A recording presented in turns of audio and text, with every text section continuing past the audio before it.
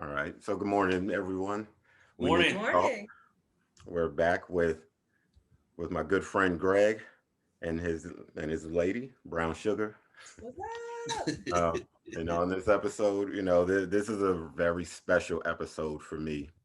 And we were talking before we came on, and I just let Greg know that I put a book out in 2014, and I have a bunch of friends or associates. And when my book came out, Greg was the only person to bring me on his show, his platform to talk about the book. I've reached out to other people that I knew, figuring that they would allow me to come on and talk about the book. And I heard nothing back from everyone. And out of the blue, Greg invited me on his platform to talk about it. And it meant so much to me. Everybody thinks that, the people that they know would be the first ones, or people that they grew up with would be the first ones to reach out to them to kind of support them or give them that platform to, speak about, what they're doing. None of them did, but Greg did bring me on the show and I never forgot it. And I just want to tell you, thank you very much, because that really meant a lot to me. You're welcome, brother. I told you, man. You and I have had this relationship, man, since we worked together. There's always been a huge amount of respect, man. And I've always looked at you like a brother, like a real brother. You know. Yeah, and So you're welcome. A million. We're always here. Me and Cheryl both. You're welcome in our home anytime. You're welcome. Anything you need, bro. yeah. Absolutely. The funny thing is, I think when I posted, I was talking about something, and I think I mentioned you in it. I think it was on Facebook, and someone saw a picture, I think from when we did the interview, and somebody said, "You know him?" And I told him, I said, "Yeah." I said, I guess they look at the contrast, and I go, "Yeah." I go, "No, this is a good friend of mine." And I said, multifaceted. I guess they see how everything in the world is going and think that he wouldn't, that's not somebody that he would typically hang out with. So things have changed, and like I said, as we Yeah, got older, you learn to appreciate and respect everything and everyone that's around you. yeah. Dude, that's where I had my biggest spiritual awakening, man, was that when we worked together. Hmm. I don't are we allowed to say where we worked? I'll just say where we worked Yeah, together. you can. Yeah. So I've mentioned at, it a couple at, times. at Lockheed, man, that's where and this came into my mind the other day when I was after I just heard from you. And I remember being out at the gate, I think it was gate number 2, Hmm. and I looked up at the sky and I remember I said, I need more color in my life. Hmm. And dude, that's all I remember saying was I need more color. Hmm. Because up until then, man, the majority of my friends were always white. But that's how I grew up. In the Yeah. suburbs, it was mainly white, man, in the suburbs. And when I got to that job, I remember I was like, you know what, it's time for me. I just felt it, man. It was something within me going, I need more color. And then that's when I started meeting all these different people, man. You know, and so it's been an interesting ride for me so far. And she can tell you hers if she wants to, how her awakening. You know. Oh, well, I don't know. It's a long story. My awakening. Technically, my awakening started when I was in the theaters watching The Matrix when it first came out, Okay. and it was that scene with Morpheus and Neo, and he's explaining to him, about the Matrix and how, none of this is real and it's all, a big kind of in essence a big projection, like a big dream. Hmm. And like I sat up in my seat and I'm like, dude, that shit's true. That's true. That was kind of like the beginning. And then when I got back to the States, because I was in Lebanon for 11 years, I Okay. got back in 2013. And Jason, my brother, who you guys mentioned earlier, he was kind of the catalyst who kickstarted me onto my spiritual journey. And it just made me want to dig, learn more, because you come to realize that everything that you were raised and taught to believe and things like that are basically someone else's fabrications. You Yeah. know what I mean? We're brainwashed. Everything is a lie. Hmm. And that enraged me and just fueled my passion to kind of dig more. learn more truths, discover things. And I mean, what you believe is true kind of changes from day to day. Mm-hmm. You know what I mean? Because something can be true to you for a period of time, and then not necessarily that it isn't truth, but it's just a piece of the puzzle. It winds up being, you know, a truth for that time, but it's still a big major part of the puzzle for you. Yeah. And so, you know, that's how it just helped me, you know, kickstart me into digging, searching, learning. Who am I? What am I about? You know, what does this life really mean? What does this existence really mean? What's the purpose? You know, Mm-hmm. and that kind of led me, you know, down the path to meet him. And then it just, once we got together, our conversations have just always been super epic. Like, I'm talking like all day conversations where you just don't feel time at all. And you look up and you're like, whoa, we've been sitting here for like 6 hours, like just talking and drinking coffee, you know. But those things helped us both to kind of grow, and not just grow as a couple, but grow spiritually. Okay. You know, like he'll say something that'll trigger me, that'll kind of be like, oh, okay, send me down a path and kind of give me like a new level, and vice versa. I'll say something to him, it'll ping, and he'll be like, whoa, dude, I never thought of that. So yeah, it's been a very wild ride. I mean, those types of rides are good to go on. I think for me, my sort of awakening, I want to say, I think I've had two. One I kind of ignored, but once I moved to Arizona when I was in high school, it opened me up to, you know, so many different people, because at that point, growing up in New Jersey, I lived in the city, and the only, you know, white people that I would really run into would be my teachers. Outside of that, I really didn't have any white friends. So I moved to Arizona, you know, it was sort of a culture shock for me. It's just like, oh, well, damn, you know. And the funniest thing about living in Arizona is the one person that I was really, really cool with, and I wish I could remember my history teacher's name, but we had an assignment in history, and the class was so divided, it was crazy. So the teacher gave us the assignment, and one of the kids that he put me to work with, and it's the guy's honest truth, was one of the skinheads. And the Wow. funny thing was, at first, when we first started working together, we just looked at each other. First couple of days, we wouldn't talk to each other. And then after a while, I was like, you know, we both looked at each other and said, look, we need this grade. So we have to get the assignment done. And then as time went on, you know, through the school year, we started to build a relationship. And the funny thing was, he said to me, he's like, look, when we're in the hallway, you don't talk to me, I don't talk to you.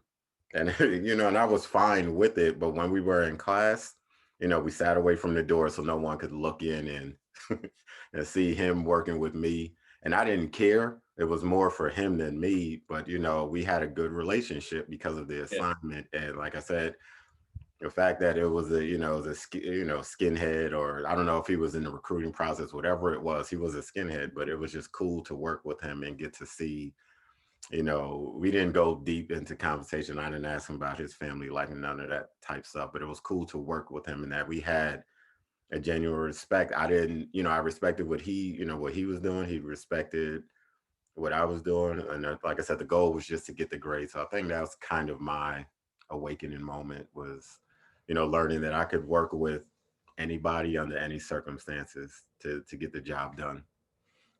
Yeah, man. I can't, like, we've had conversations where we're just, like you said, where we get deep into these subjects, man.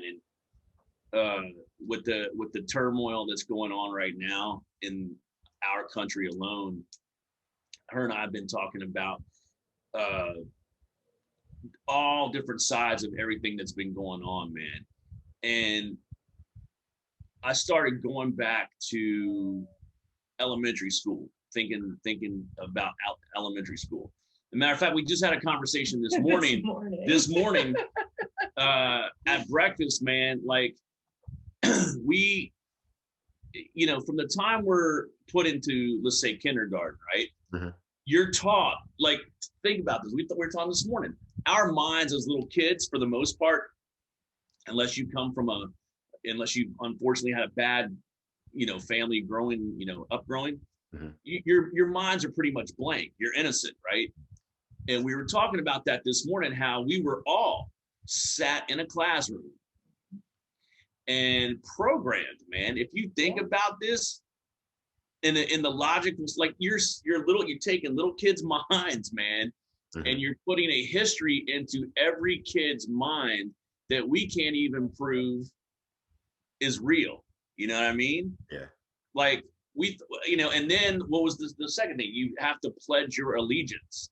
You're pledging your allegiance to this idea, and you're 5 years old, man.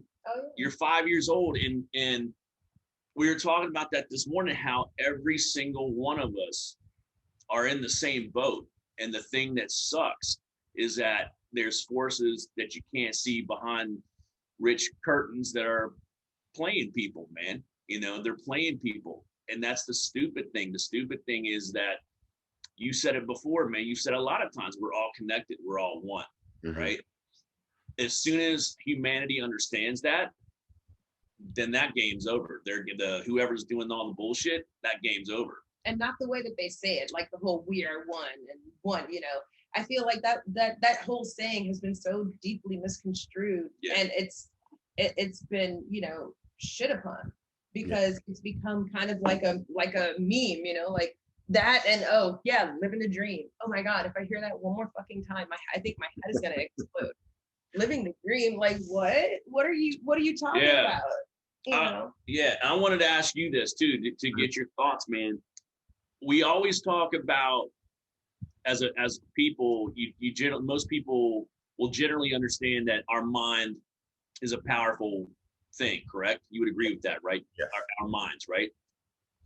When all this COVID bullshit hit back in February, March, we had another long, because that's all we do, man. We'd have these long, epic conversations, man. And if our minds are so powerful, because this is the way that we lean right now, is that, do you think it's possible as a mass consciousness, Ringgold, that we could have gotten ourselves to this point? Because for the last, take the zombie apocalypse thing, right? Okay, so remember when The Walking Dead started and it got real famous? Yeah. And then everybody starts talking about zombie apocalypses and this and that. Hey, man, they wish the world would end. Think about that. 10, 15 years of the mass consciousness talking about negativity. What the hell you think's going to happen? So my question, that's what I wanted to ask you. Do you believe in that? Do you believe that there's power behind your thought, behind thought? Now, I believe there's a lot of power in our thoughts. And to go back to what you said about like The Walking Dead, I think it goes back to, like you said, kindergarten. We're programmed to think this, and when people start hearing, you see for example, The Walking Dead, we're watching The Walking Dead, and after a while, something clicks in our mind, like this could really happen.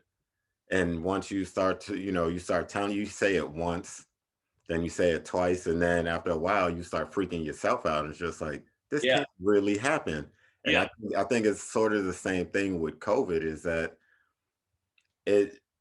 I think it's, to a certain degree, I think it's I think it's all bullshit. I think it's sort of made up. I think there's some sort of truth in it, but I can't personally decipher what it is.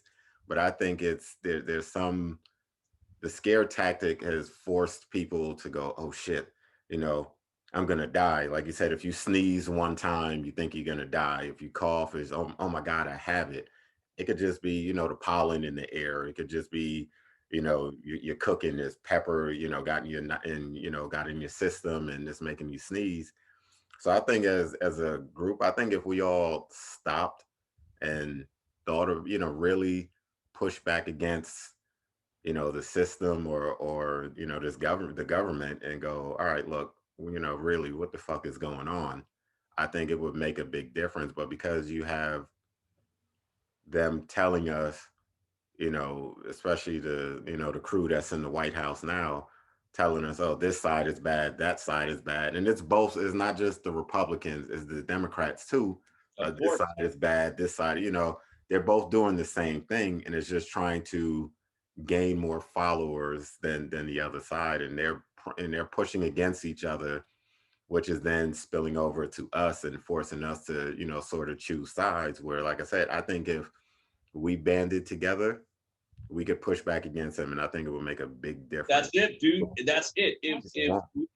we discuss this all the time, man. If humanity, everybody in humanity, not just white and black and whoever else, if you could figure out that this is not you, the skin is not you, and that you are what is inside, once that unleashes, man, yeah, then whoever's running the show, that's gone. Their game's over, dude. Yeah, But so it just like you said, it has to come from humanity realizing that and going, wait a minute, man, we keep getting fed this same thing over and over, and we get the same outcome, And what is it in us? What is it in us as a people that thinks we have to have this authority hierarchy tell us how to live our lives, man? Okay, maybe on some levels, yes, but why should I have to give a third of my check away every 2 weeks, man? And then they take my taxes and do with whatever they want, man. Maybe they're taking our taxes and putting it to kill people. You don't know, right? We just don't know, man. It's kind of I don't know, man. I think it's sort of like the Wizard of Oz, the government is like the great Oz hiding behind the curtain.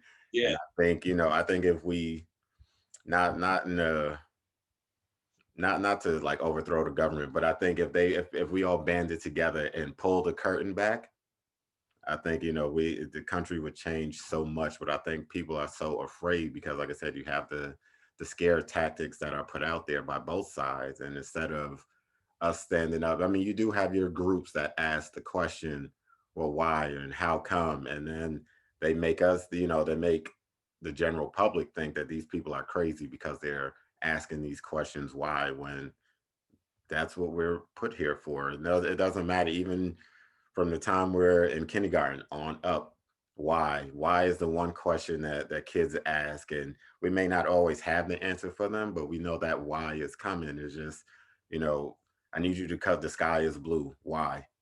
And it's the same thing. It's just, we have to ask the question, and they want us to think that people that ask why or that challenge their rules and systems, they want us to think that they're crazy, when in fact they're the ones that are open, and they're ahead of us because they are asking the question. They're not afraid to challenge that authority figure when they need to be challenged. Like you said, they're taking a third of our money, and if we're paying them to work for us, why can't we ask them the question why? Exactly, man. Exactly. That's the thing. Why, if look, take the simple thing that I'm always supportive, which is legalization of weed, right?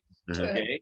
Of course. Why, dude? It's ridiculous, man. How many deaths each year alcohol causes, right? And I'm not anti-alcohol. I'm just saying it's legal, and more people are more destructive with alcohol, right? There's things that I think governments could do to help people, but they won't do it. Why? Because they're stuck in this system of some kind of force that wants to control everything, man. So something like marijuana that can help people cure things like epilepsy and take away back pain and migraines and cancer, and also help you explore yourself spiritually is outlawed. And then you have to, when you do ask why, you get stupid answers, man.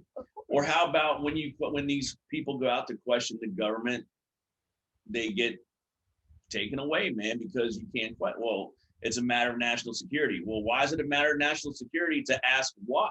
Yeah. Because it's easier. Look, it's easier. This is why. This is why it's easier. People are. It becomes more easier for them to give away their freedom because they want someone to tell them what to do. They don't want to feel responsible for their actions. They don't want to have any type of responsibility for their decisions. So if you have a higher power, someone over you saying, okay, you have to do this and you can do this and you can't do that, it makes them feel like, oh, okay, I just have to simply follow the rules and that's all there is to it. You know what I'm saying? People want to have someone over them. It's crazy because like I go back to thinking when I was a kid, I wanted to be free. I didn't want someone telling me what to do. I didn't want to have to answer to anybody. I wanted to be able to make my own decisions and be responsible for my actions. Mhm. But then as you become an adult, you want someone over top of your head saying, you must do this, and you must have insurance, and you must vote, and you must go to church, and you have to. So this way you're giving away your sovereignty and your free thinking by having these powers over top of your head. And I mean, I feel that that's very sad. I feel it's sad that we have to have any type of authority type over us because we're born free. We're fucking spirit. We are free individuals. And it hurts me to my core to just see people walking like the Walking Dead, like zombies, and just saying, oh, well, yeah, you have to vote, all mouthing the same words. Like it's one great big fucking hive mind. You know what I'm saying? And for me, I look at this shit and I'm like, well, that's bizarre. That's fucking crazy. Why would you want to? Why do you want to have someone control you? You know what I mean? But and don't you feel, Ringgold, that I mean, I do, and I know I've talked to other people that do.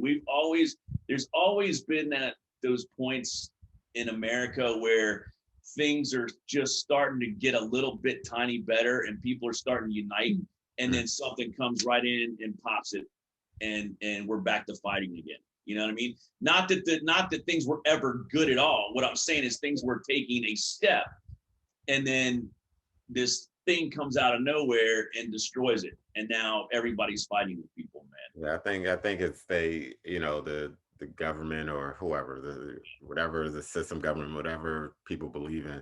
I think it's they feel like they're losing control. Like, oh shit, if they really start working together, like we said earlier, they fear what would happen if we work together. It would cut out so much of the nonsense of of control. They're afraid of the free thinkers, and it's just like we need the free thinkers. And because the funny thing is there would never be 100% free thinking. I think it's the B movie or Ants, where watching that when you're sitting back, and when you're older and you really pay attention to it, it just shows you that everyone's not made to be a leader. Everybody, you have your worker bees, you have your generals, you have your soldiers, all Yeah, that type of stuff.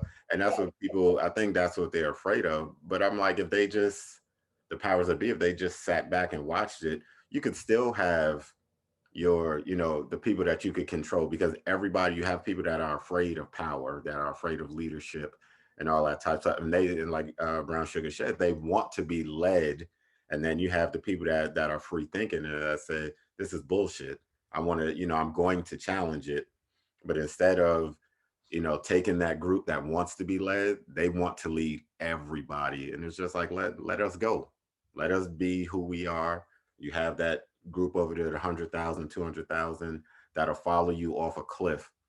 And, and I think that's the problem, is that they want total control instead of taking what's there for them already, which is the people that are afraid of power and leadership.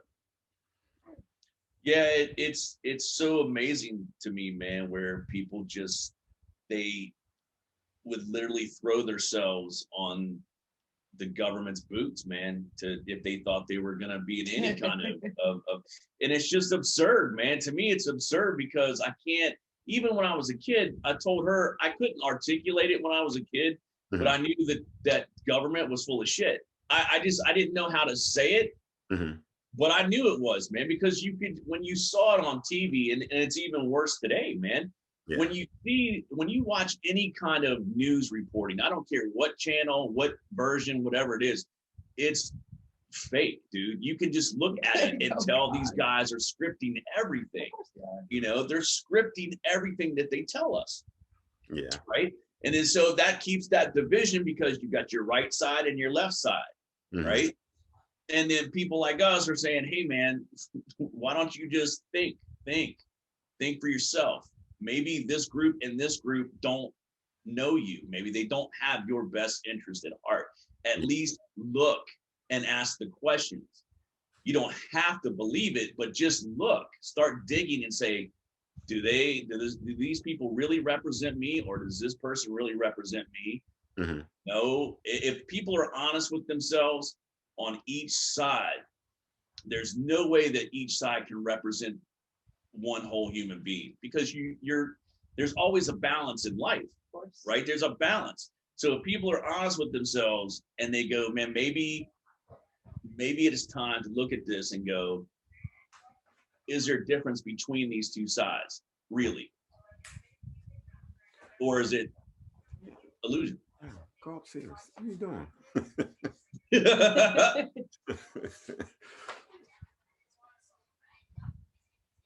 Boy, boy, take it upstairs. See, this distance learning. Take it upstairs. Do it in the kitchen. That's the table. That's gonna make a whole bunch of noise. Mom's in class. Okay, well, I'm recording, and you're talking to me when I'm recording. I love it. Take it upstairs. See, now you made the episode, and you weren't supposed to.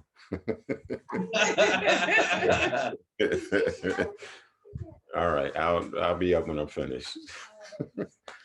Distance learning, I tell you, something else.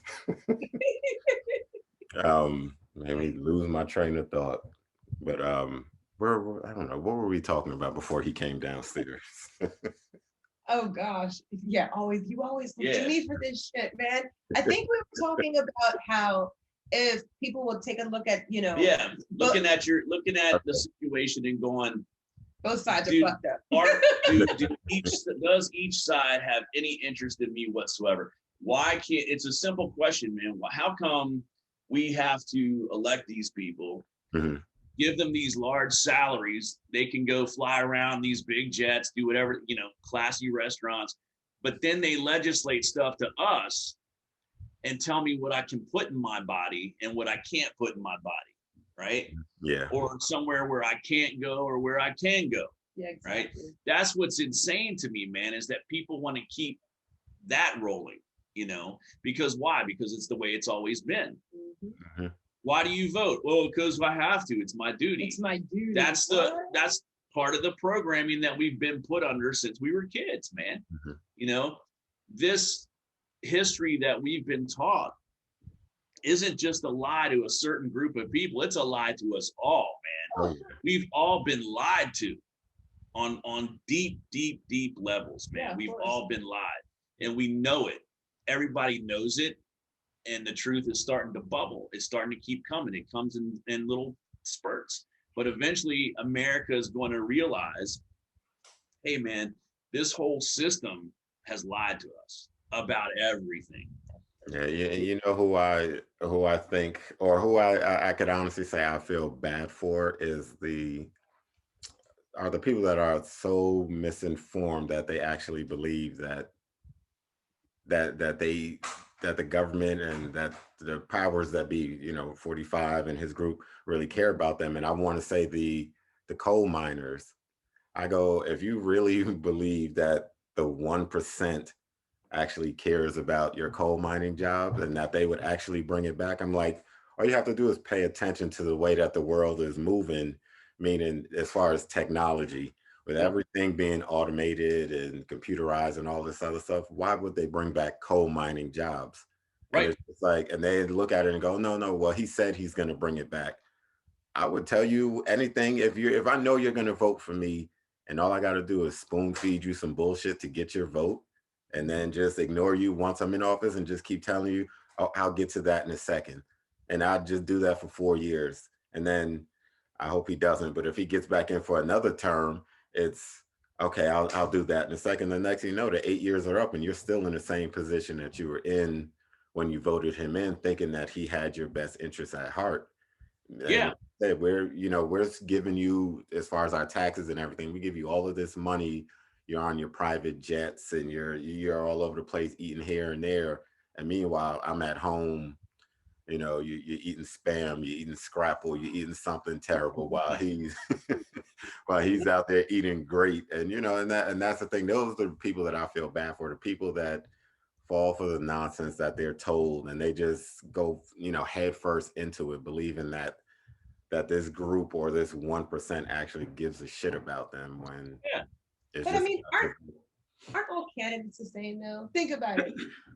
Can anybody actually sit there and say that any president that they voted for and has gotten elected, have they actually done everything that you voted for that person to do? You know what I'm saying? Do you follow what I mean? Like, Yeah. I don't believe that there's anybody who's ever been able to like check off all the boxes and been like, oh yeah, my president, I love how they say my president met all my goals. My president solved every problem that I had. Like, you know what I mean? No, of course not, because they all do the same shit. Because even they aren't allowed to do half of the shit that they maybe want to do.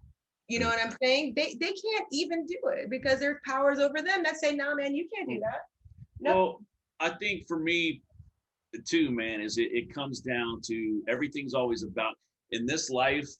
Everything's always about identity, meaning who you are as a person, what race you are, whatever, what culture you come from, and then even what you identify as in a spiritual sense, man. Like I can't even. I got to the point, and this is, you know, my spiritual journey could be a 4-hour podcast, but yeah, man. Once I started realizing that there is no difference between us other than the shell.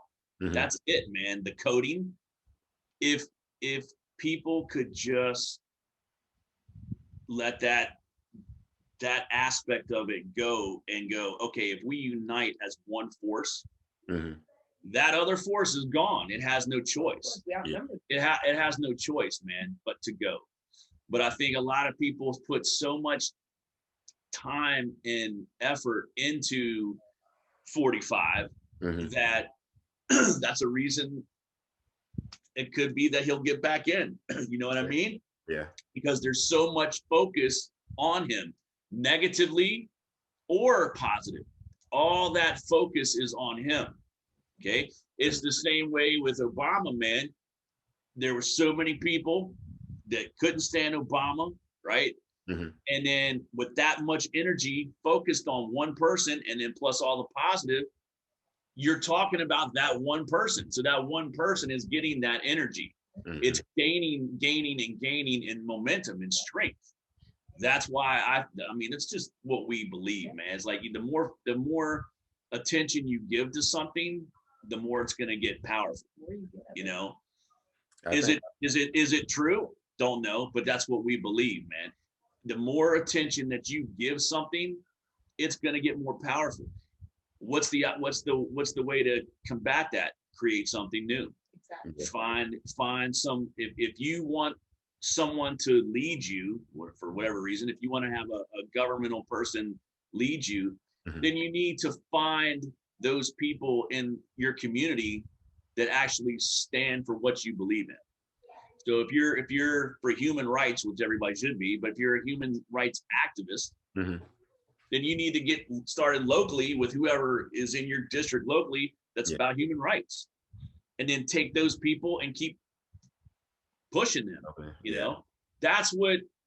But I mean, besides that, I think that if people were to really, really focus in on what they want for their lives instead of what they don't have for their lives, but focus and build and keep everybody out of the way. Don't look at anybody that's negative and telling you what to do. Just live your life. That's how it gets better, man. Yeah, it's just, you know, like I said, I always tell people, I said, you know, everybody wants to be loved. Everybody wants to be like, I told them positive or negative attention is still attention. Yes. You know, I said, even, you know, you could say you dislike 45 all you want, but the more CNN, MSNBC, Fox News, doesn't matter what side you come at it from, you're still giving him the attention. If one network gives him 10 minutes and you give him 5, that's 5 more minutes added to, you know, to his pool. And so it's just like, okay, so like you said, ignore it. So because I'm the same way. I'm like, it's to the point where it's just like, all right, we're overloaded with him. So it's to the point now where he's consumed a lot of Americans' lives, man, whether they wanted it to or not, man. And the thing is like people, what a lot of people don't understand, man, you can sit there and go on his Twitter and call him every name in the book and insult the guy. You think this dude cares? Nobody cares, man. Those people don't care. Those politicians, they don't care what you think of them. They really don't, man, because they've got you. They've got you with their message, man. The point is, for me, is like where I'm at in my life, man, is that it's all about looking at who you are inside, man. Whether whatever religion you believe in or don't believe in, that's if you're coming from within inside yourself and finding the answers in here instead of looking for someone else to give you an answer, Mm-hmm. then I think we're on the right path that way. I think for us, we don't look to politicians, we don't look to anybody but ourselves. And that's how our lives, our relationships getting better because of that, man. Because we're looking inside for our answers, man. And that's through meditation, that's through reading the Bible. We read the Bible, not the same way that everybody else does in like mainstream Christianity. It takes a different, path for us. Mm-hmm. But the Bible's a very strong book, man. Some people think it's just a bunch of religion that tells you what to do, but there's a lot. It's really, really deep, man. If you dig and dig and dig and dig, this book opens up, and it's kind of powerful, man. It's a powerful book. I think a lot of people are just afraid to look within. I think they're afraid of what they'll find, negative or positive. I think more positive than negative if they look within themselves.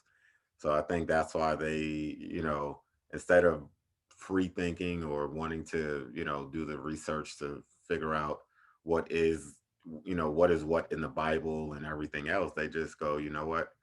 I'm going to go to church. I'm going to listen to this pastor, this deacon, reverend, whoever, and let them spoon feed it to me. And like I said, if you got somebody spoon feeding it to you and you're a lazy thinker, and that's not, I'm not bashing anybody, but if you're a lazy thinker, then you're just okay with everything that they're telling you. Because like I said,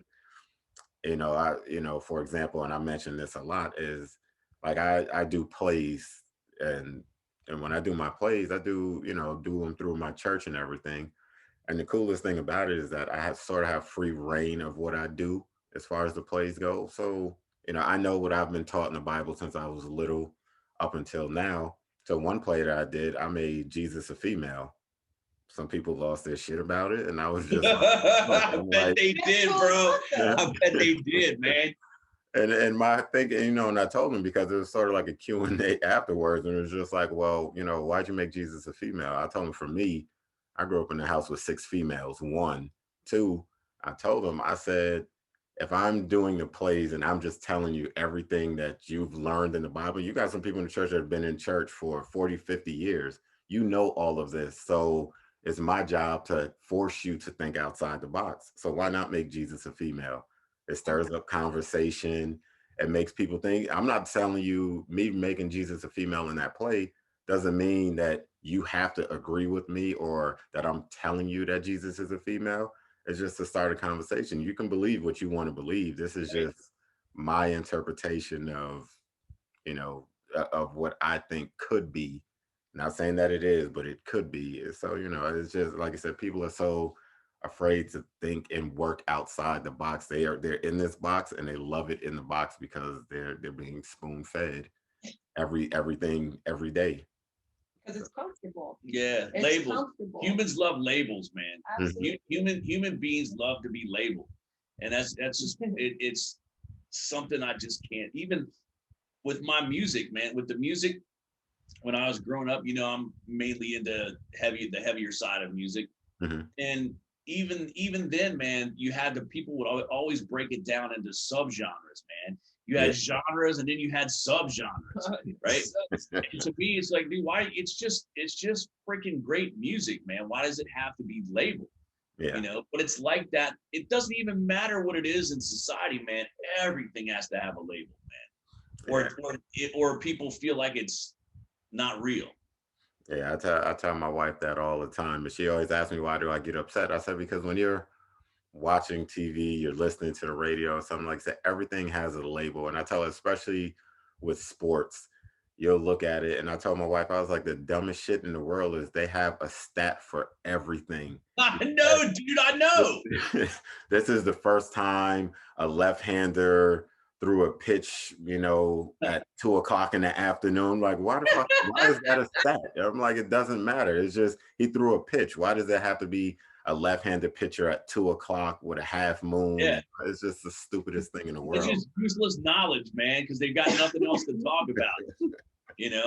I mean, think about this, man. We have America right now is at a place where if they just understood what we're talking about, man, and trying to convey, like, if you could just understand that this system, the system as a whole, Mhm. doesn't care one iota about what you really want out of life. They just want you to obey. They want you to obey and vote for them and follow the rules and be good little servants for them and give them your money, man. And so we're the worker bees, like you said a while ago, man. And that's sobering. Yeah. When you can look at that and put that in the sense of human beings and look at all these people out in the world, some are going to be famous and some are just going to be worker bees. Right? Everybody's got that role to play, man. But for me, I also feel, and where I'm at now in my life, is that worker bee can also become whatever that worker bee wants to be. If the worker bee wants to be the president, then it has the ability to become the president, but it has to become everything that encompasses that president to become that president. Meaning you have to feel it, you have to walk it, talk it, eat, drink. You have to live your life every day. And that's where it's hard for us as humans, because we're so wrapped up in this bullshit that's fake going on around us that it's destroying the divinity, the God particle, whatever, the Christ, whatever you want to call it, that's within us. It's keeping that muted, man. It's keeping our creative process put down.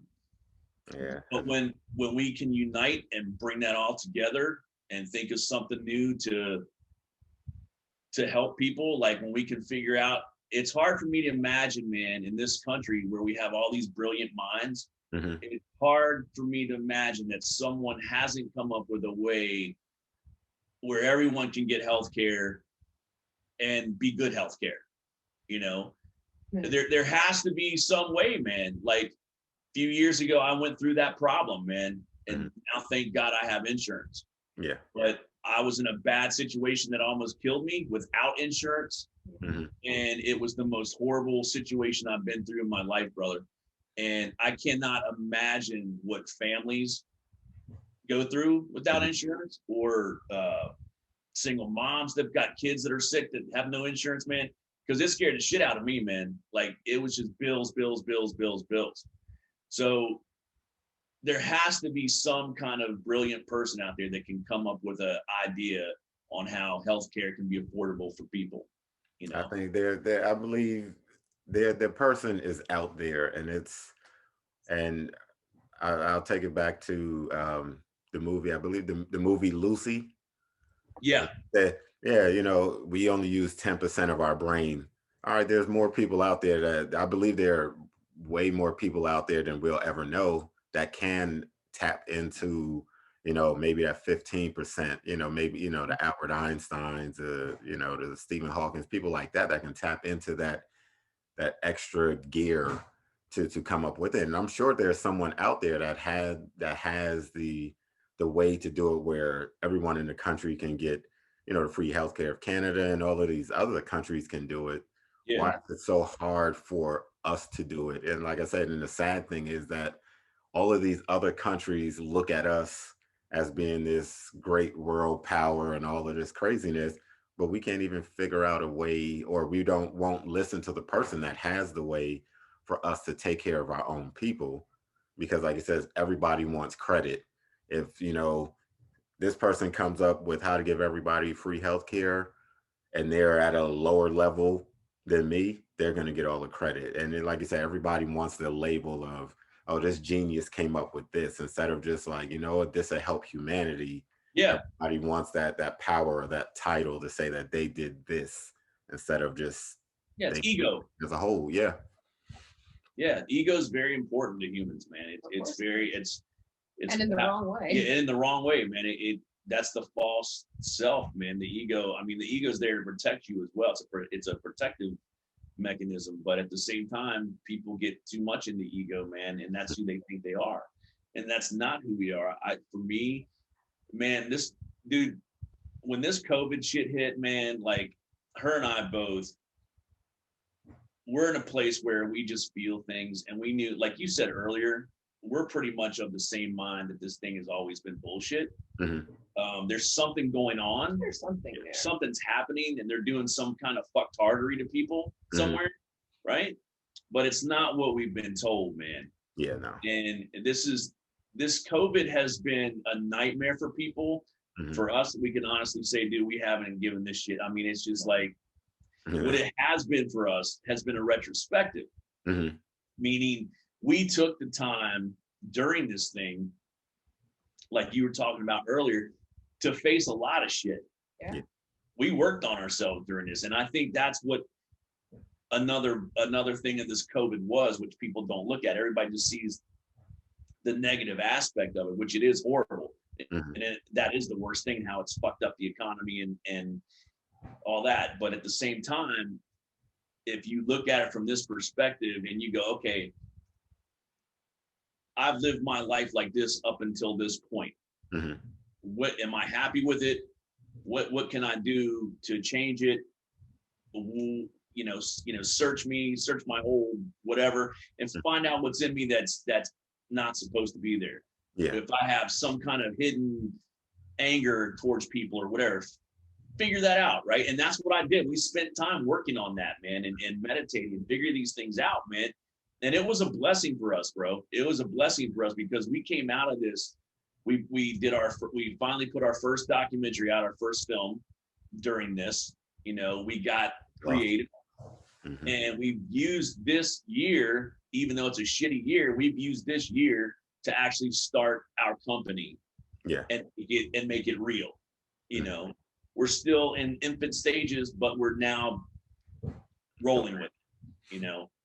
And I think if more people can look at themselves and go, okay, maybe I can change this as a person, because this is getting me to look and see who I am. Maybe I can change, and that's how the ball keeps rolling. But a lot of people are still, doing the same old thing, man. Well, I mean, it's mass psychosis. I mean, that's basically what this is. I can honestly give you an example. When I was, I want to say maybe 12 or 13 years old, my mom did back then and still does daycare for the government, in-home daycare. So one of the mothers came to pick up her kids, the twins that we used to watch, and she was telling my mom that she got mono. And I didn't know what that was, So I was like, mono. I was like, what? She looks normal. I was like, what's that? So she was explaining to me, because she's a nurse. She was explaining to me what it was, what the symptoms were, what she was feeling like. I kid you not, like not even 3-4 hours later that night, I was taking a shower. My glands under my arms were swollen. Here was swollen. I was like, oh my God, what's going on? Do I have mono? And I mean, it was just because of suggestion. Yeah. You know what I mean? I mean, the power of suggestion is really a powerful thing. And I mean, man. this whole COVID thing, I mean, it could just be mass psychosis. I know of people who've had false positives. I know of people who had symptoms, but then they were like, no, there's nothing there. I mean, it could be this, you know what I'm saying? At the same time, not just people who actually are getting whatever this really is out there, but people who are giving it to them to themselves just by using their mind. And I mean, it's powerful because everybody's walking around wearing masks. You're breathing in your own CO2. So eventually you are going to have damage to your lungs. Yeah.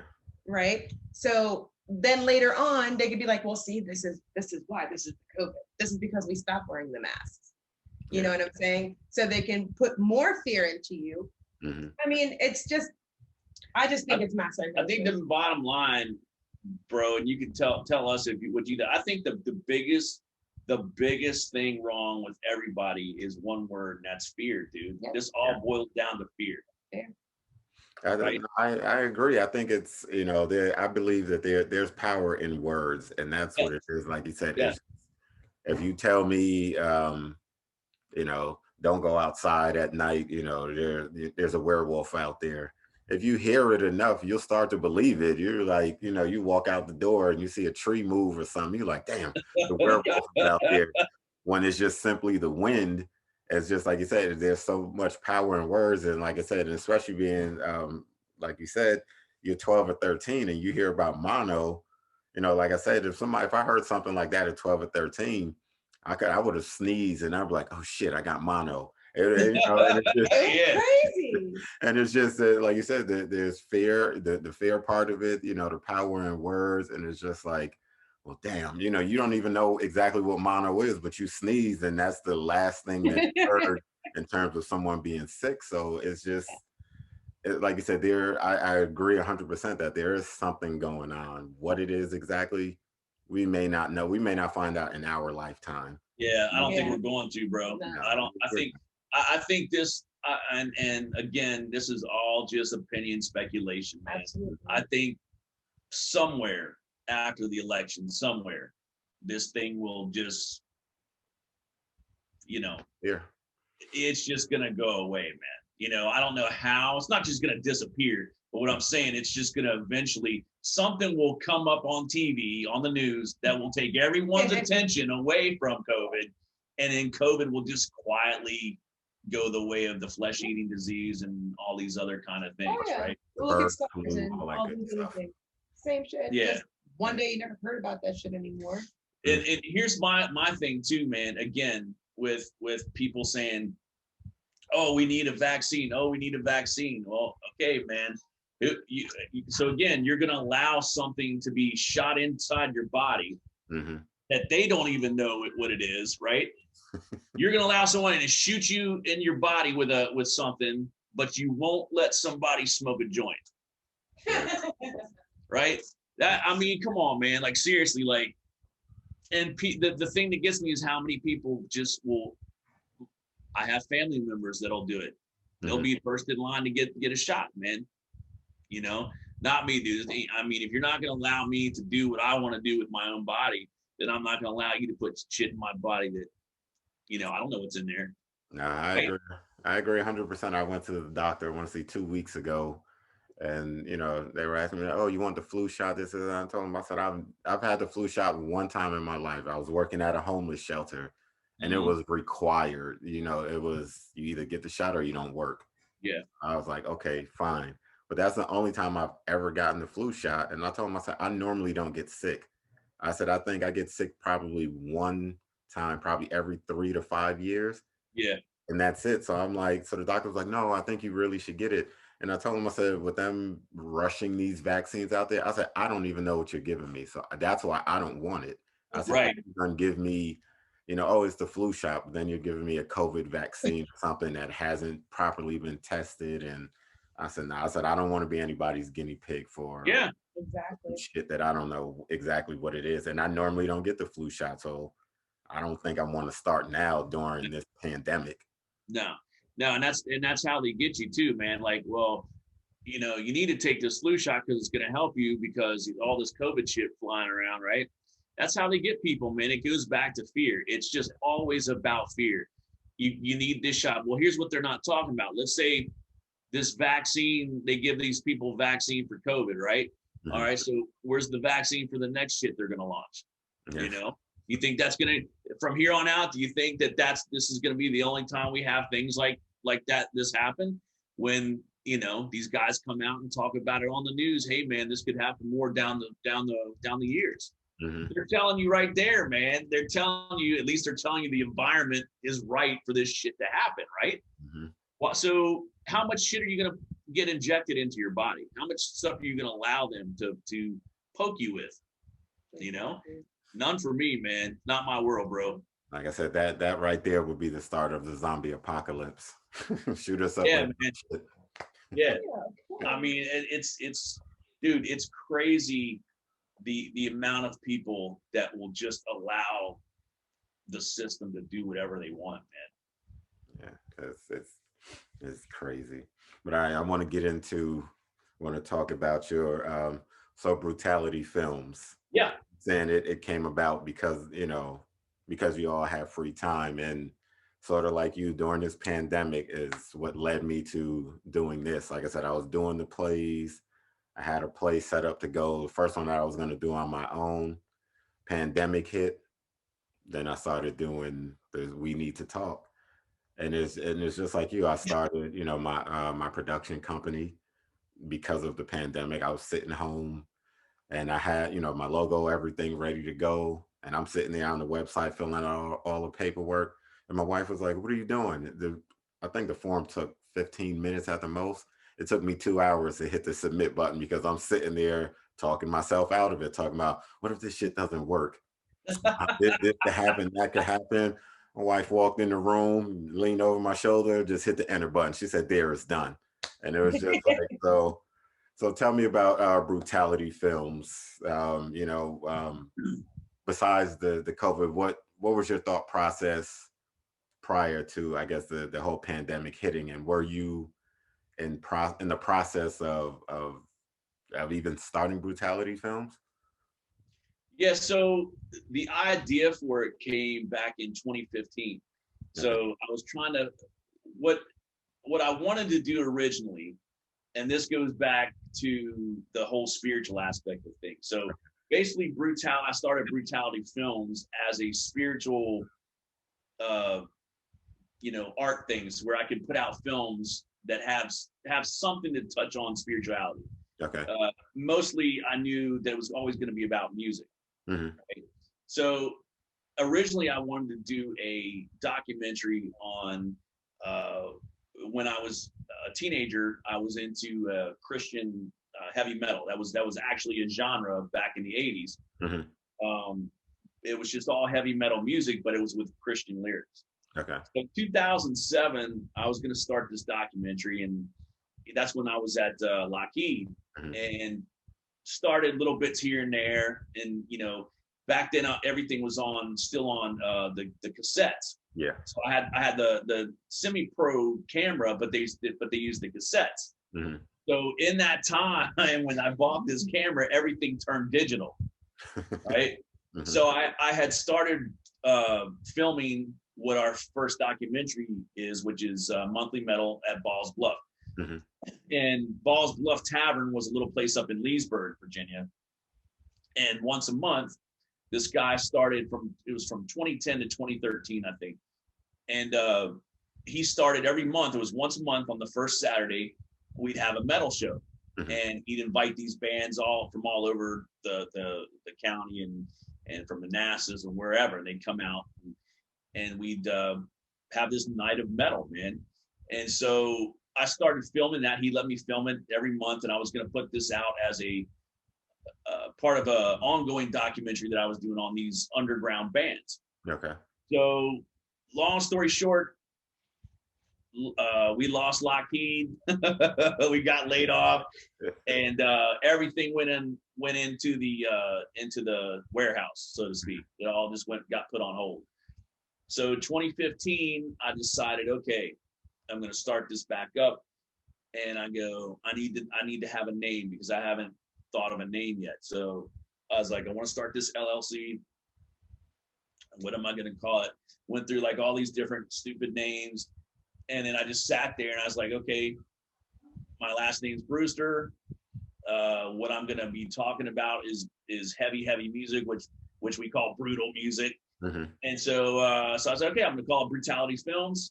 And then it got a little bit broader along the lines of, okay, it's going to be brutal in the fact that we're going to be honest with people and get people to think about things. We're not going to try to give people answers or tell people what we want them to believe, Mm-hmm. right? Absolutely. But we want them to think. Yeah. Right. So COVID pushed us because here's all those we had all the tapes before we left to come here to North Carolina. We had all the tapes done in Virginia. We had them all transferred. Mm-hmm. And thankfully everything was transferred to hard drive. And when COVID hit, we were literally forced to do this, man, because we're like, hey, Nothing but time. why we have nothing but time. We can't go anywhere. Everything's closed. Mhm. Let's build this movie, man. Let's do this movie. And it was the first time she did most of the editing. I helped her. She did most of the editing, and we found the story, put the story together, and we launched it on July 4th on our Brewtality Films YouTube. Mhm. And yeah, a lot of the people that went there and were part of it saw it. They loved it. It was a fun time, man. And the cool thing was everybody there was welcome, man. There was never fights in the place. Everybody was welcome. There was people of different backgrounds, always. And it was just excuse me, it was a positive place to be, man. And then once we launched that on our channel, we decided, okay, now we're going to go full force with this. So we've got the YouTube channel now, and we're now looking to find someone to build us an actual website. Okay.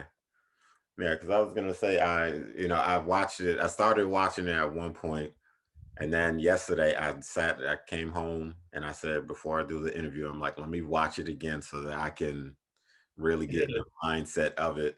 And I enjoyed it. I don't know a whole lot about about metal. Like I said, for me, if we're talking 80s rock, for me, I'm talking Bon Jovi, the big names and stuff. I don't know too many underground and stuff. But I'll tell you, and I had to write the name down just to make sure I didn't mess it up. What was it? Camo Shorts. I enjoy the way, because I'm sitting there listening to it. And like I said, I listen to everything. I enjoy all music. As long as it doesn't matter, gospel, I don't care. If I feel it, I can listen to it. Absolutely. And I'm sitting there listening to them, and the way the very first song that they were playing when the documentary came on, I'm sitting there, the beat came in, then they slowed the beat down, and I'm like, and then they brought the beat back up. I was like, I like that. I like it. So I really enjoyed, Camo Shorts, and I was just like, okay. And then, when you were out on the sidewalk talking to them, the most interesting thing that I thought that they said is when they said, what is it? Fuck the drummer or whatever. Yeah, they were the guy that fronts that band, Davis. He's just a great guy, man. This guy is like a super cool guy. And dude, he would get wild in those shows, man. He didn't do it at that point. They hadn't built up what they were later gonna do. Okay. So they got to one point where they were using a lot of electronics at their show, and they used a lot of samplers, right? Yeah. So we'd go see them in pool halls at these little shows they would do, and they would set up these flat screen TVs, right? Mm-hmm. And so while they're playing their stuff and in between the intros, man, they had porn movies going in the back and slasher movies and stuff, like people stabbing each other in the back in a pool hall, right? Mm-hmm. And there's all these people, there's people in there going, what the hell is going on, man? And then he'd stop and then it'd just go, blah, blah, blah, but there was no drummer, and so their whole thing was they don't need drummers, man. It's just a big no for them, man. I just really, because like I said, all of the bands were good. I think the second to last band or the last band that you talked to, it was the two guys that was sitting on there, and you were asking them if they needed a countdown in to start talking or something like that. You were asking them. Oh yeah. Oh yeah, that was Silence the Blind. Yeah, Silence the Blind. Silence the Blind. Yeah, Jay and Eric. Jay and Eric. Yeah, so I enjoyed them too. So Camo Shorts is number one for me. I like I said, the way they brought the beat in. I will pass that message on, man, because he'll love to hear that, dude. I really enjoyed that because going into it, like I said, I'm open-minded. I'm just like, I said, my brother put this documentary out. Let me really sit down. So like I said, I actually sat down and I took notes, everything as I'm watching it. That's awesome, dude. I said, just so you know, just so I'm not up here, you think I'm blowing smoke. I actually sat there and I rewinded Camo Shorts. I was like, I got to hear it again. And so, but Nice, man. it was interesting. And like I said, Silence the Blind was good, and I like Camo Shorts. It was, it was interesting. And I mean, it was so many different little things. And like I said, I guess because I do the plays and stuff, and since because of the pandemic, it's forced me to really look within myself to really start noticing stuff. Because one of the coolest things I thought too is that when the band is out there playing, you have the mosh pit, the band, and I don't remember which band it was, but the band is playing the guitar, and he's walking through the mosh pit, and he's still playing, and he's staying on beat. Yeah. I'm like, what in the hell? I said, I'd have dropped my pick. I'd have did something. Yeah, he's holding the guitar and he's still playing, bouncing through the crowd. And I was like, and I noticed little stuff like that. I said, somebody else may not have noticed it. I said, but I'm watching it. And I'm like, I said, that's talent right there. I said, because my pick would have flew out my hand. And it was, Yeah, man. And it was always like that, man. There was so much obviously that you can't put into one film. Mhm. And I've got all this footage of just all this different stuff that went on. And that's what was so fun, man, is like those pits would get brutal, but it wasn't violent, man. It was never, people were never trying to hurt people. It was just having fun. Yeah. And, people get knocked down, people pick them right back up and you get back up and do it again. You can't do it now because I'm old. But Jesus Christ, if I do that now, I'll be in the hospital. You know what I mean? But it was that place, man. I wish people could experience a bar like that for themselves of any kind. It doesn't have to be a metal bar. Just have a place, because that really what we called it, our heavy metal cheers, because that's what it was like, man. Everybody would show up, didn't matter who you were. Everybody would show up, have a great time, and drink beer and listen to music. And that was it, man. And it was just a great time. And I'm glad and thankful that I got to record it and put that story out. The story is amazing. Like while I was putting it together, I was like, dude, I looked at him at one point while I was editing this stuff and we were looking through footage and different videos and stuff. I'm like, man, I was like, all this stuff, it just has a story. It wasn't even hard. It was really effortless to kind of just like piece it together because it just flowed, it found its own way. It's amazing. That's what creation is, and I was like, dude, there's so much shit that I would love to put in here.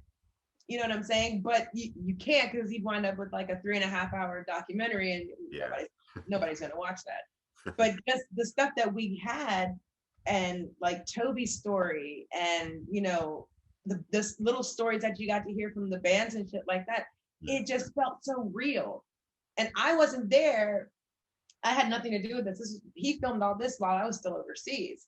We didn't even know each other. But while I was putting it together, the funnest thing was it made me feel like I was there. Yeah. You know what I mean? And I'm like, dude, I was like, I just fucking wish I could have been there, because it just made me feel like I'm there in that moment. And that's what I really enjoyed the most about doing the editing for this film. It was a good documentary. Like I said, it was my introduction into the underground heavy metal. So because like I said, I don't, besides the mainstream artists, I'm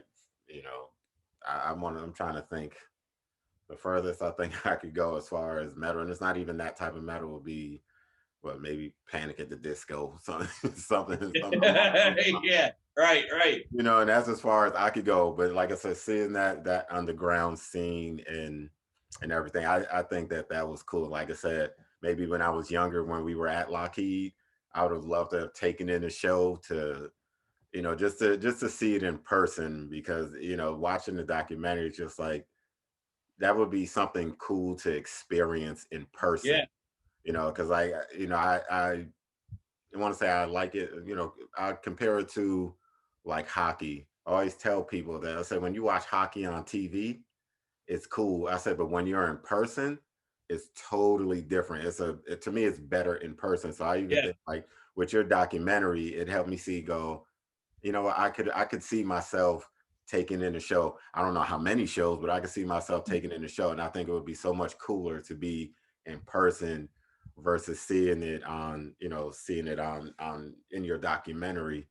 But my next question then is, it, well, I had to scratch that because now I thought about it. I was gonna say, have you found any place else that would either compare or that comes close to Ball's Bluff? I know it's during the pandemic, so probably not. But before, I guess once it shut down, were you able to find any place else that came anywhere close to that?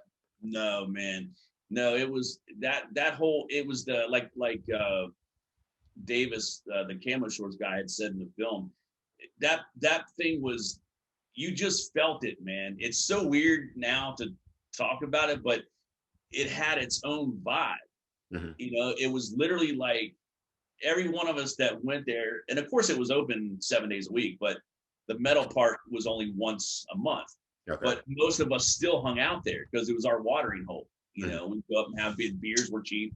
We'd go up and just listen to music and talk and get ready for the next month. But I mean, we tried to go to other places, but it just wasn't the same, man, because you don't have that. It was a community feeling, Mhm. as a community. I think what's Damon that we used to work with, man? Harris? Paris, yeah. Yeah. Me and him were talking one time, man, because we were comparing him growing up in hip hop Mhm. and then me growing up in metal. And we would trade stories of how he, the groups he would go see Mhm. and how hip hop shows were. And then he'd ask me how metal shows were. And we would like have these stories, man. And Damon was the one. Damon plays a big part of my story, and I don't even think he knows this, man. Mhm. Damon helped me a lot in my spiritual walk. He doesn't even know it, man. And the reason that he helped me was because we were at the gate when I think it was gate 2, and him and I just started talking about race for whatever reason, man. And I just honestly told him, I was like, man, because he was telling me how he grew up. Mhm. And I just looked at him honestly and I go, bro, I was like, I can't even relate to your story, man. I Yeah. just can't do it. I told him I'm not gonna sit here in front and go, oh man, that sucks. I can't relate to it. Mhm. And I said, okay, let me explain to you how I grew up, Mhm. right? And he couldn't relate, Yeah. right? Because it's two different things. But what I got out of that story was, okay, now I have an understanding. Okay. Yeah. I can't put myself in his shoes, Mhm. and I'll never get it. But I have another understanding of it because he explained it to me, and that's what started me on my healing of anger of all people, man. Because there was before Lockheed, man, I was just an angry person, dude. I just was going through so much shit. Came out of a divorce, and I was just angry at the world. Mhm. And once I made that decision, hey, I need more color in my life, I need more people in my life, Mhm. that's when everything started coming together. And then that's when I met you, Suggs, Ken, Damon, right? And then Damon, like I said, he was the one that actually helped me, man, helped me evolve. Further. Yeah. So you see him, man. I don't know if he's still on my Facebook or not, man. I haven't talked to him in years. But if you see him, tell him I said hi, man, because he played a great role in my life, dude.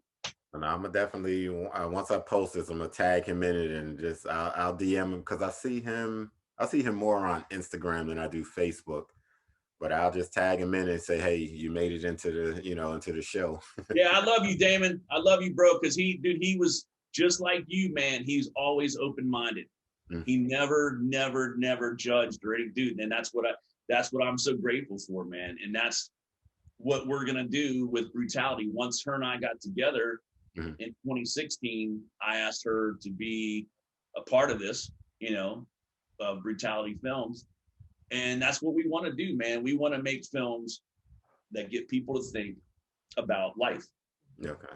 about where we came from, or a film that deals with a band that has a spiritual aspect to their music, and how can you apply that to does it affect your life? Maybe not. Maybe it'll be just a good entertaining film for you, or maybe somebody will say something and it triggers you, And that's what it's about for us, man, is evolving. We just want to evolve.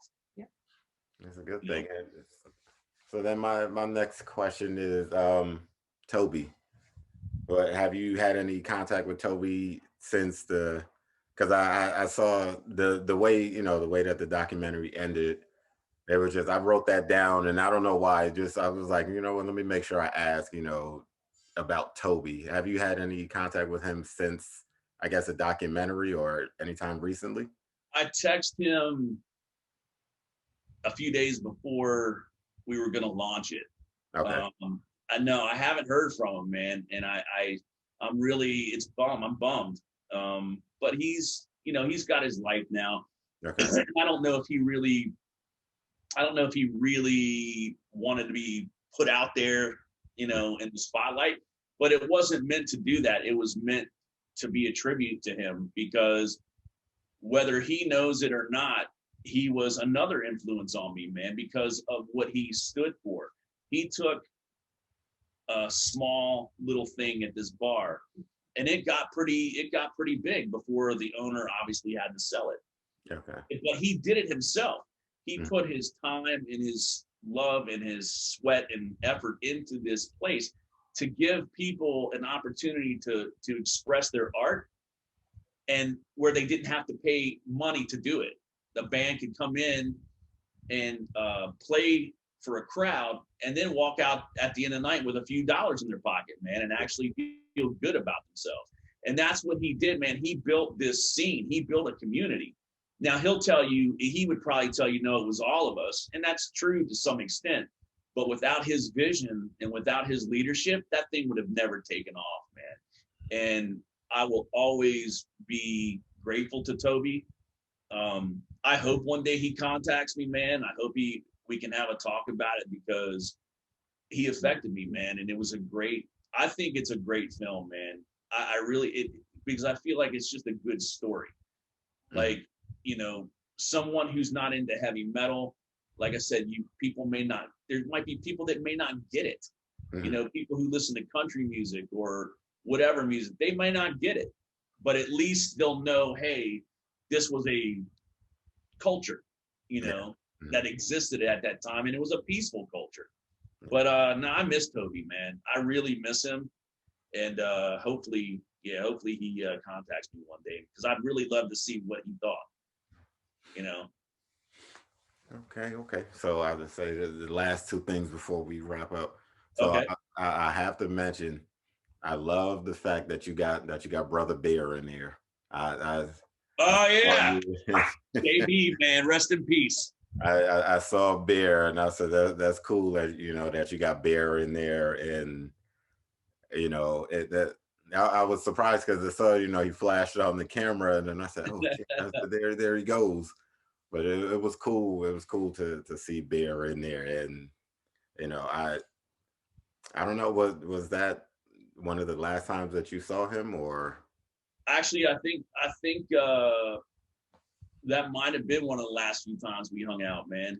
Because he moved to Arizona, I think, after that. Okay. And yeah, I think that was it, man. And yeah, I finally got a hold of his mom to let him know, and I let his mom know that he was in it just for a second, and she wanted to see it, so I sent her the link to the film and told her what time he was in it. But Jonathan, man, was another one, and he's in there. You can hear him talking in the background with Silence the Blind, and Jonathan's a perfect example, man.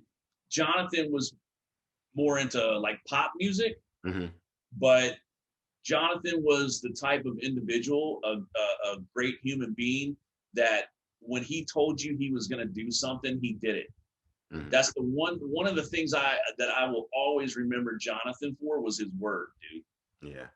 He may have gotten on my nerves as I did him, but we hung out, and he would always be a man of his word. If he said he was going to be at your house at 8:00, he was there at 8:00, and he filmed a lot of those scenes for me in Balls Bluff. And he didn't even really like the music, but he was there for the crowd. He liked people. He liked to meet people. And if you remember, Jonathan was always about girls and real short skirts anyway, man. So when that was there, when those girls were there, you know, he'd be about that too. But yeah, when we were going through the footage, Mhm. I was like, yeah, it's got to go in. That's got to go in. Because he was a great guy. Yeah, that was cool to see. And like you said, rest in peace to Bear. Yeah. It was good to see him in there, but especially with a smile on his face. So that Big was old smile, man. real good to see. Yep. So what's next? What's next for Brewtality Films? Are you working on anything currently, or? Mm-hmm. Baby, you want to say? You want to say? No.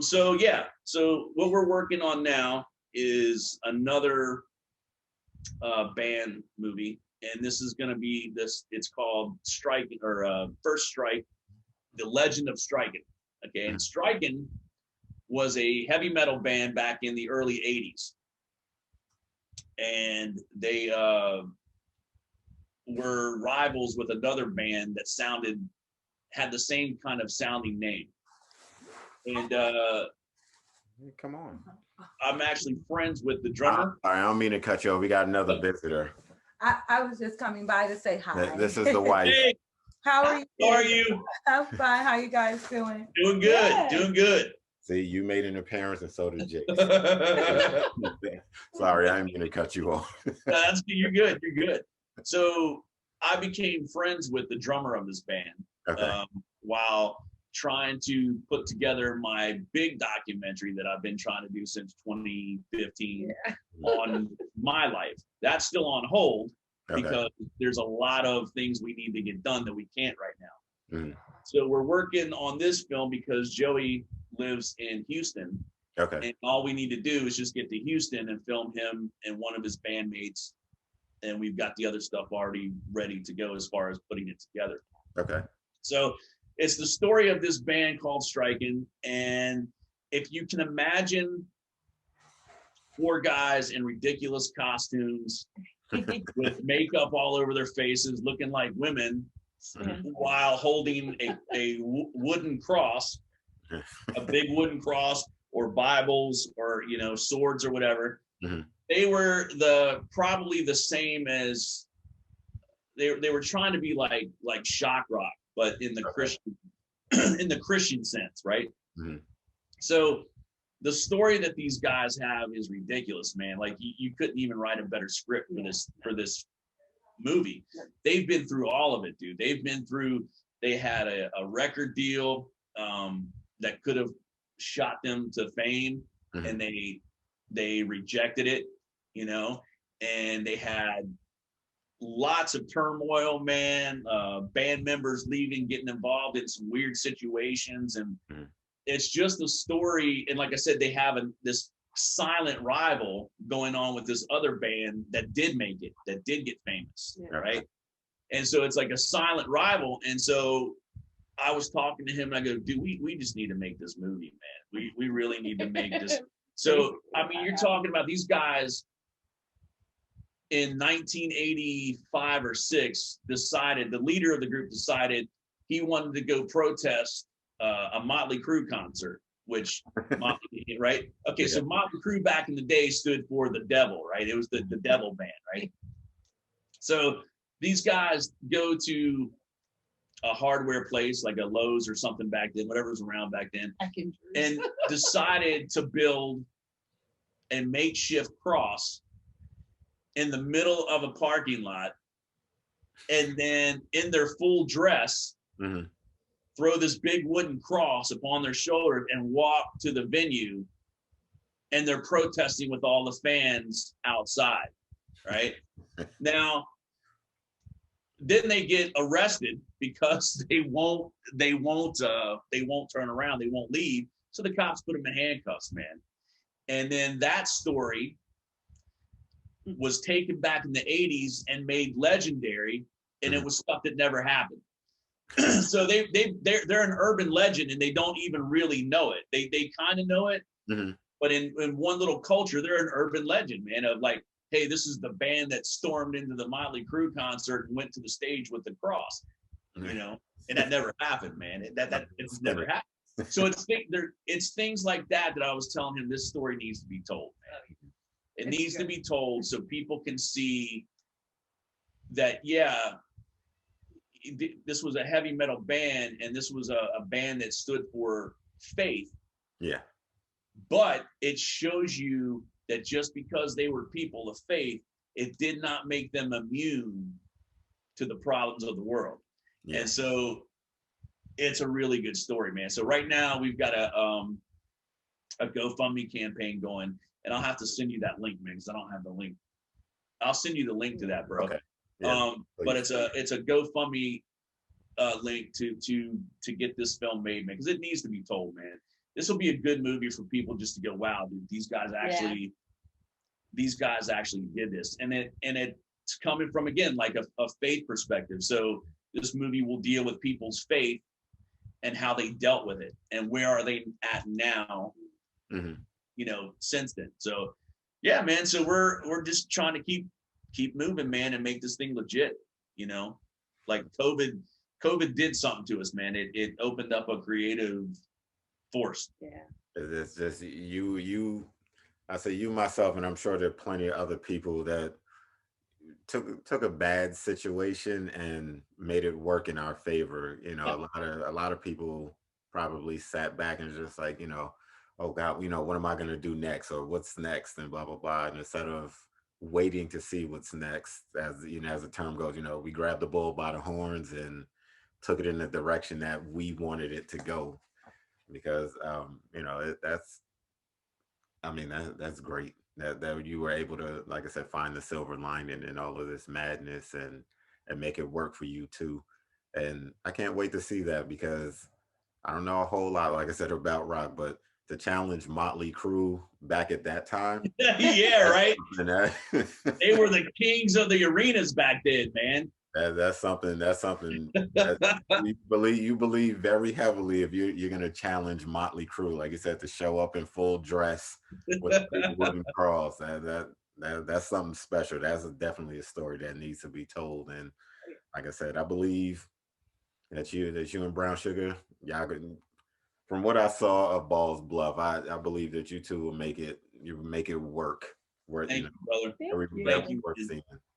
Thank you so much, dude. Like, I was talking to Mordecai not too long ago, man, and again, out of all the ones that we've lost contact, you and him and Dan now are the only ones, and like, I just feel like all three of you, we all have this connection, like me and you's connection with art and with music and all these things that we have together, man, and just knowing that you know what's up, man. We're all one, dude. You know it. And this show that you're doing, this you have to keep doing this, man. You've got to keep doing it, because this is what's gonna do it. Little things like this and like what we're trying to do, we're trying to just hit little parts of America or the world where people can relate, and then say, oh wow, this guy did this, these guys did this, I can do this. Absolutely. At least to get you thinking. We just want people to think, man. Just use your brain, man. Absolutely. That's what's missing, bro. It's people's not using their fucking brains. Just think, man. Don't put your faith in a person. Put it in yourself, right? Exactly. Put it in yourself. Everyone wants to just put their brain in a box, put it up on the shelf, and let the cell phone and the technology and let everything else work for them, instead of, like I said, unlocking the potential that's within inside of us. And I'm not even talking about potential to necessarily do anything else, but the potential to unlock the real you. Like you said, look within inside yourself and just bring that out. Because even like you said, me doing my show, you all doing what you're doing, people think that you need millions of followers and millions of views. And like I said, while that is our ultimate goal, like I said, if I hit 10, 15 people, like I said, those are the 10, 15 people that'll get it, that are, that I hope that one or two people take what they need to take out of it. Because like I said, what we're doing may not be for everybody. So it's just, like I said, you want to hit those small cities, those small areas, and say, hey, if I, when I go through my YouTube channel and I look how many people looked at each video, it's like, okay, cool. 3 people looked at it. That's 3 more people. Maybe there's 3 new people. Maybe there's 3 returning people. Right. I just appreciate the people that go and view it, because it's like I said, I know I'm hitting that market, and that's what I believe, and I'll put the, the words, the power of word out there, and that's what Brewtality Films is going to do. With the new documentary with Balls Bluff, and like I said, I go and check out your channel. I even went back and I watched the striking trailer again before we came on, just so that like I said, make sure I have all my facts in and just not come on here and talk shit. How did you like that? How did you like the striking trailer? I saw the one that was it 2 minutes and I think 15 seconds. Yeah, I saw the first one, and then I said, let me see, the other one, because I know a lot of times on YouTube it'll be the same thing. One is just longer than the other, but no, I actually like the 2 minute one more than the one is like 145 or whatever it was. But I like the trailer, and that's what made me like, okay, I don't know about striking, but it's time I Google them and see who and what they, what they are and what they're about. It was good though. I do like the trailer, and I can't wait to see the full That's Brown Sugar, by the way. Brown Sugar did the trailer. Good work on the trailer. Thank you. But again, I appreciate you all coming on, and I'll say anytime, you want to come on and you want to talk about something. Yeah, let's do it, brother.